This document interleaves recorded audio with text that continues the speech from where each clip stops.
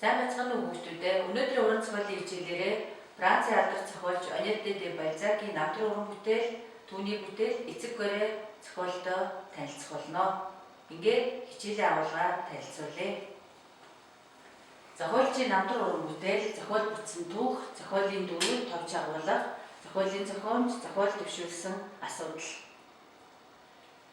Honoré de Balzac 1799 онд Францын Тур хотод Парисны гэр бүл төрсөн. Балзак хүүхэд байхасаа л эхлэн ном унших дуртай байсан. 1819 онд Тур эрхийн сургуулийг төгсөөд хуулийн мэргэжилтэн болсон. Гэвч тэр утга зохиол бичээж үзгийн зохиолчийн мэргэжлийг сонгосон. Түүний зохиолсон 100 орчим зохиол байдаг. Залуудаа өмгөөлөгчийн туслагаар ажиллаж сорин өгүүлэг бичдэг байлаа. Гэлээгээд амжилт олсонгүй зүтруухан аж төрж явсан. Мөнгөтэй болох гэсэндээ элбэг сэтсэн байдаг. Цаас үйлдвэрлэх, авсаархан технологи боловсруулах гэж үзээд модерийн зохиол бүтээлийг хэвлэж зарах гэж оролцсон байдаг. Хөврөх хүний цагаан өмсгөл өмсөд өдөрт 15-аас 16 цаг ажиллахдаа байнга кофе уудаг байсан. Хэвлсэн романуудаа засах нь олон. Зарим романаа 15 удаа зассан гэдэг. Балзак насныхаа эцэст Польшийн бөмбөгийн ахайдан Эвелина Ганская дурлаж захиа санаагаар харилцаа Ганскаягийн нөхөр нь өөд болгох захаатандаа гэрэлсэн байдаг. Балзак ингээд Оросд ирж хурмаа хийсэн боловч хүнд өвчний улмаас түүнд 5 сар үлдсэн байжээ. Олон жил цаг наргүй ажилласны улмаас зүрх нь өвдөж ядаргаанд ороод уншиж бичиж чадхаа болсон. Оросд ирээд астмтай болж нас урахынхаа өмнөхөн Бяншон гэдэг эмчийг дуудсан байдаг. Энэ эмч нь бол Эцэг гэрээ романд гаддаг эмчийн дүр байгаа. Ингээд бодохоор сүүлдээ бичсэн бүхэндээ өөрөө итгэсэн гэлтэй. Түүний зохиосон ертөнцид аж амьдралд хэрэгтэй эмч домж, сайхан хүүхэн, тансаг тавилгатай байр орон, амттан шимттэн хөрөнгө мөнгөд юм бүхэн байсан ч аж аргалал байгаагүй. Тэрээр Европын утга зохиол дэх реализмыг үндэслэгчдийн нэг Францын алдартай жүжигэн зохиолч болж чадсан. Хүний бүхий зан аран шиг тод томрод үсэлж чаддаг хосгүй авьяастан байсан. Европын романыг өнөөгийн үг төрхтэй болгосон Балзакийн гол бүтээл хүний хошин шог цуврал юм. Дантегийн бурхны шогтой эсрэгцүүлэн энэхүү бүтээлээ туурсан. Бас нэг сонирхолтой юм гэвэл түүний эцэг Балзак гэдэг овгоо сонсголондоо болгох гэсэндээ Балзак болгож экстенцийн гаралтай болох гэсэндээ нэрнийхээ уртал Д гэсэн өгтөрийг залгасан гэдэг. Энэхүү Эцэг гэрээ гэдэг алдартай роман 1835 онд бичсэн. Эцэг хүний инэрэнгүй сэтгэлийг өгүүлэхээс гадна тухайн үеийн Парисын амьдралыг нэг нэгэнгүү дүрслэн агуулсан. Энэхүү роман нь бүх цаг үеийн хамгийн шилдэг 100 номыг 36-д 109-оор бичигддэг. Зохиолын дөрүүд дэвтэртээ бичээд аваарай.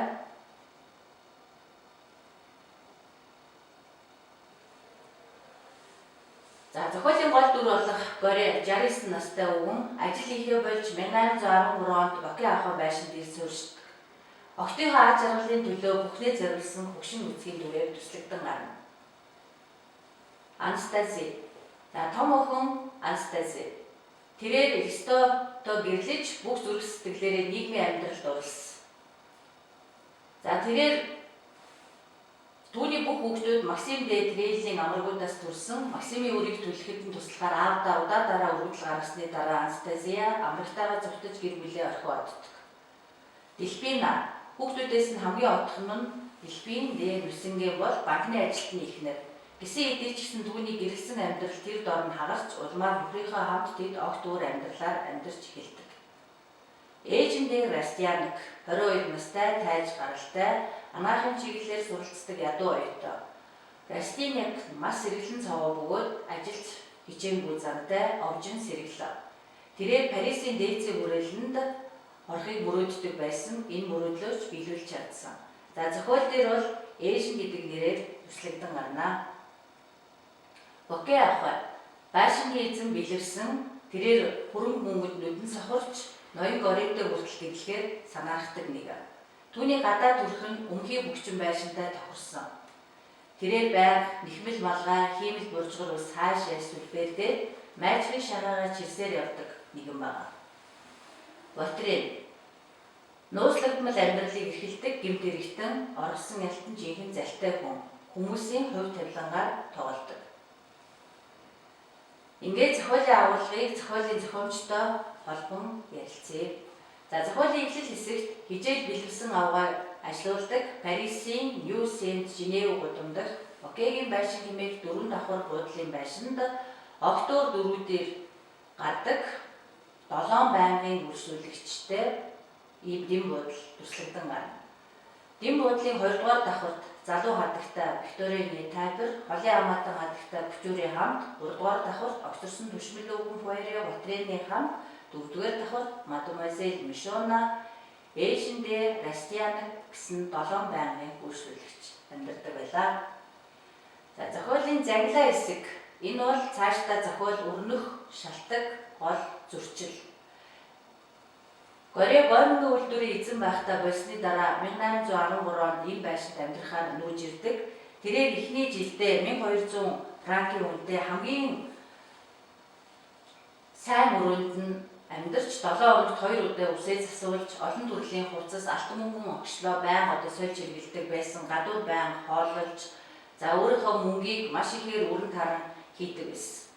За Горе бол хувьсгалын үед дамын аймаагаар баяжсан. Тиймээс түүний охид болох Анастасия, Делфина түүнийг огтоодгүй мөнгийг нь бол хайр найргүй авчиглан өрдөг байсан. Горе ч гэсэн муу адилхан залуухан хадагтай нартай зугаацаж мөнгөө засаж өрдөг байсан. Энэхүү байшингийн орсон суугчид өвгөн Горийг үзий яддаг байлаа. Ингээд зохиол маань цаашдаа хэрхэн яаж өрнөдөг вэ гэхээр түүний 2 охин бие биенээ үзий яддаг, хүрэн мөнгөө хичнээн өрсөн ч тэр 2 аавыгаа хүн гэж огт үздэггүй байсан. Делфина энэчнийхээ мөнгийг залтай банкээр зайлуулдаг, Горе өдөр ирэх тусам хөрөнгө нь үрэгдэн царай алдаж, хүүхдүүд нь түүнээс мөнгө шимэн авч хэрхэн Горе ядуулж эхэлж байгааг зохиол дээр харуулдаг. Горе бол анх энэ байшинд нүүж ирэх үед хадагтай Боке соргог харцаараа дансныхын том дэвтэрт байсан хідэн тэмдэглэлийг үзэж авчаад эрхэмсэг ноён Горе жил бүр 8-аас 10,000 орчим орлоготой юм байсан гэдгийг мэдэж авсан байдаг.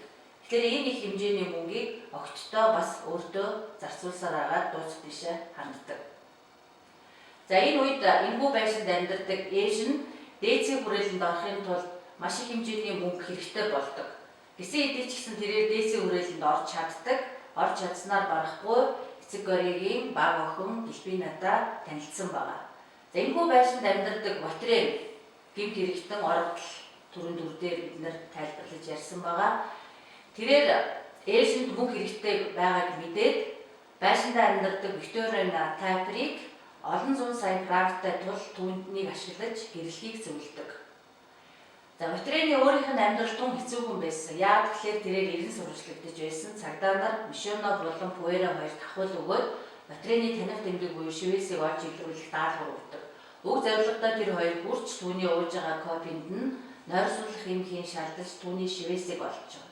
Ингээд цагдаагийн газраас Ватреныг ирж баримтлан авч явдаг. Уг явдлыг Воке харсан учраас түүнд таалагдаагүй тэр хоёрыг өөрийнхөө байшингаас хөө явуулж байгаа.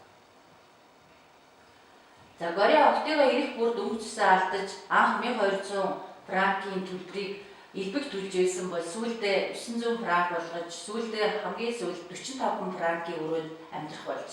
Үүнийг нь хүмүүс буруугаар ойлгож өгнийг тухуурхаж түүнд аав гэдэг хоч өгч байгаа. Энэ Горед хамгийн их ойр дотн түүнийг ойлгож ирсэн хүн бол ээжин Растианак. Тэрээр 2 охинд нь эцэг нь ямар хүнд хэцүү байгааг ойлгуулахыг маш ихээр хичээдэг боловч 2 охин нь огтуд сонсхийг хүсдэггүй байлаа. За тэрээр нэг удаа эцэг Горийг маш хүнд өвдснээ хойно Делфина дээр очиж эцэг дээр очихыг гуйдаг. Би завгүй муу байна. Найран дээрээс буцаж явахдаа салхин цохиулсан учраас уушигны хатгалгаа тусахыг гэж айж би эмч дуудсан байгаа гэж хэлэхдээ ээж нь таны өмнө эвлэгийн илж ирсэн ч гэсэн та заавал аав дээр очих хэрэгтэй гэдэг. Энэхүү үгийг сонсоод хэрвээ одоо би хүнд өвдсөн байх юм бол аавын минь сэтгэл бүрч илүү сэтгэлэн зовж тэрээр зовлон унах болно. Би эмч ирэхээр араас чи очиё гэж хэлж явуулж. Энэхүү үгэнд нь итгээд Растианак буцаж очдог. Яг энэхүү үед түүний найз болох анагаахын оюутан Баншон баг эмчтэй хамт өвгнийг түшин шатан дээр явж байхдаа таарлтна. Өвгөн Горе ээж нь Растианакийг харангууд та юм мэдэж ирсэн бидтэй гэхэд Миний хойноос Дэлбина ирж яваа гэж хариулдаг. Энэ үед Бяншон одоо хүртэл октийнхоо тухай ярьж байна. Иймэрхүү байдалтай би муу байгаа ч гэсэн шор модонд үлгүүлсэн хүн ус ууй гэж гуйдгийн адил үргэлжил октойгоо ярьж явах юм даа гэдэг.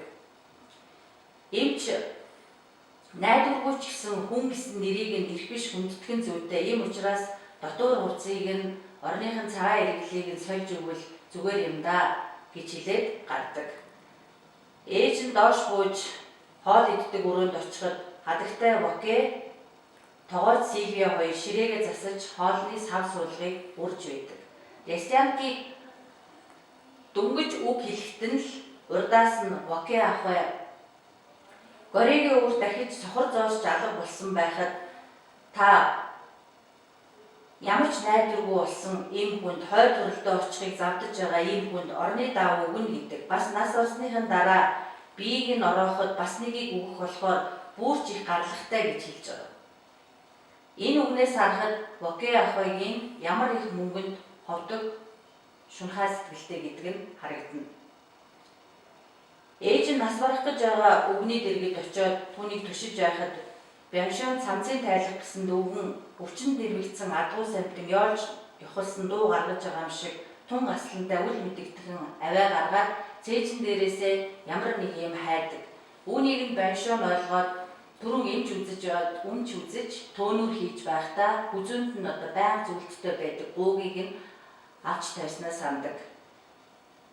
Талигач ихнэрийн цагаан шар үсээр сүлдсэн бололтой уг гууны нэг талд нь Анастази, нөгөө талд нь Дэлбина гэж бичээстэй байсан. Энэхүү сэтгэл зүрхнийх нь бэлэг тэмдэг болсон цээжинд нь үргэлж хамт байдаг. Энэхүү гуунд нь октынх нь нэлэх багын үс байдаг бололтой. Тэрээр цээжиндээ гуу байхыг барьж үзээд урт гэгчийн санаа алдсан нь үнэхээр сэтгэл ханамжтай болсныг илтгэсэн боловч тэнд байсан хүмүүсийн яс хавтаймаар үнэхээр өрөвдөлтэй харагдчихсэн. За ингээд хүнд өвчнөд дэрвэгдсэн Горегийн сэтгэлийг октоодынх нь сэтгэл хандаж байгаа хандлага засч ядаагүй. За охин нь хамаг мөнгөөр алтаар хатгамал хийсэн дээл ойлсон бөгөөд мөнгөгүй болохт нь Горе хүнээс мөнгө зээлэн өгч өөрийгөө охиндоо мөнгө өгч чадалгүй хүн хэмээн өөрийгөө буруутгасаар л байсан. За энэхүү эгчдүү хоёр хөрөнгийн талаарх ээлжит нэгийг хэрүүлэн үеэр Горе дахин ухаан алдаж улмаар бүр хэвтэрт орж байгаа. За энэ бол зохиолын туйл хэсэг. За тайлал хэсэгт өвгөн Горе өвдсөн үед ганц ч хүүхэд нэргэж ирдэггүй. Тэр үед одоо Горе октод нь зөвхөн мөнгөнд дурлаж байсан болохыг гэмшиж мөнгө байсан бол би октодаа ч гэсэн худалдаж авч чадах байсан гэж хэлж байгаа. Ингээд хамгийн сүүлд Горегийн би тун муу байх үед хүлийн чимээ шатан дээр хүлийн чимээ гарахад хожимдчтэй гэж ээж юм бодож явах яг тэр агшин Дэлбинагийн зарц Тереза орж ирж хөөрхийн өвгөн минь гэж өрөвдөж байгаа. Тэгээ Терезаг буцаж гарч явах үед Анастази буюу Горегийн том охин шатан дээр таарч аав дээр орон уйлж одоо миний буруу өшөө аав минь таньгүйгээр одоо би яах вүлээ гэж ухаан алдан унаж байгаа.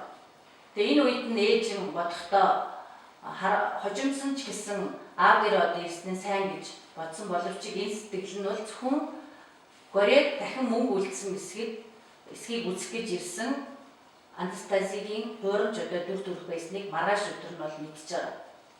За ингээд Горе өвгөн нас барсны дараа маргааш өдөр нь Бяншон ээж нь хоёр арга буюу үд өндөө үед нас барсан тухайг нь хотын захиргаанд очиж мэдэгдээд баталгааг нь авсан. Бас дахин 2 цаг өнгөрсөн боловч нэг ч хүргэн октодаас нь хинэн ч ирээгүй. Тэгээд тэдний өмнөөс нь сахил барьсан ламад барьцын өгөөд өөрсдөөсөө мөнгө гаргаж өгдөг. Тогооч Сильвиад талигаачийн цогцыг нь угаа цэвэрлэн даавнд боож ороогод өгөөч гэж гуйсны төлөө Сильвия мөн адил 10 франк нэгсэн. Ээж нь Бяншон хоёр талигаачийн төрөл садан юуд ч оролцохгүй бол тэр хоёрт байгаа мөнгө бол бүх зардлыг нь оршуулгын бүх зардлыг нь дааж чадахгүй хүрсэн байна. Ингээд ээж нь октын гэрт нэрсэн боловч хаалгаа тайлаагүй хүргэд болон огт нь чиний зарцуулсан зардлыг чинь нөхөж төлөхгүй гэвэл чи булчныхын чулуун дээр энд хоёр оюутны зардлаар оршуулгдсан гүн дээр стогийн хадагтай ба бэлдээ нүсэнгээний хадагтай эцэг ноён горээ нойрсож байна гэж бичээрэй гэж хэлж байгаа. Ээж нь Парисын Эксийн бүрээг сайн мэддэг тул орохыг шаардах нь улам дэмий ирэх гэж бодоод хаалгачд нь танаа эцгийг нь зам үдэхэд зориулж гоё чимэглээсээ нэгийг худалдахгүй юу гэж хэлээд хаалгачд нь өгсөн боловч түүнийг нь бэл ураад хэлждэг байгаа. Охинд нь дамжуулахгүй ураад хэлсэн. За бүх явдлыг тушаал зааврыг өгөөд ээшин өдрийн 3 цагт буудлынхаа газар ирэхэд хөнгөө хоосон гудамжинд 2 сандал дээр шарлын тавьж арай чарай хүрэлцэх төдий хар цэмбээр бүргсэн авс гаднах хаалганы дэргэд байхыг хараад бие барьж чадалгүй нулимс асгаруулсан. Энэ бол ядуу хоосон хүний сүр жахлангүй үхэл бөгөөд ах トゥ аврах салдангүй үхэл байсан. За ингэж зохиол төгсдгөө. За зохиолын уран сайхнаас товчгоо авч үзвэл тэр хоёрын зүрхний оронд чулуу байгаа юм да гэж хоёр охиныг дүрсэлсэн байна.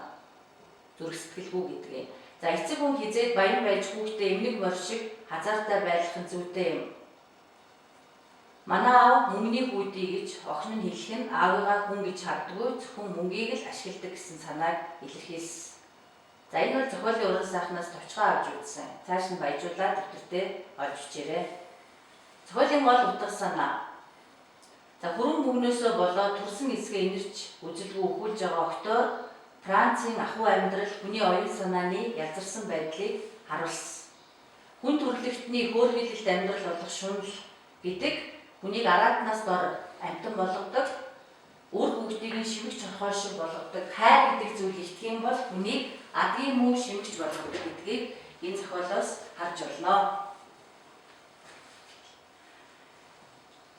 За энэ зохиолыг бид нар юу гэж дүгнэж болох вэ гэхээр зэрэг эцэг үрийн холбоо гэдэг ямар нандин байх ёстой. Тэгэхээр энэ Францын одоо язарсан энэ нийгмийн дүр төрх ямар гэтэл өнөөдрийн бидний монголчуудын ахуй амьдрал, зан зайшил, эцэг үр хүүхдийн хоорондын харилцаа холбоо гэдэг огт өөр ёс зайшил, соёл иргэншилтэй гэдгийг та нараас харьцуулан ухаарч байхаа гэж бодож байна. За ингээд энэ зохиолоо орос хэл дээр, англи хэл дээр кино зохиолыг нь үзэж сонирхоод төрсөн сэтгэгдэл, мэдрэмжээ 150 үгэнд багтаан 3 сарын 15-ны дотор багшийнхаа цахим хаягаар илгээгээрэй. Анхаарал тавьсанд баярлалаа хүүхдүүдээ.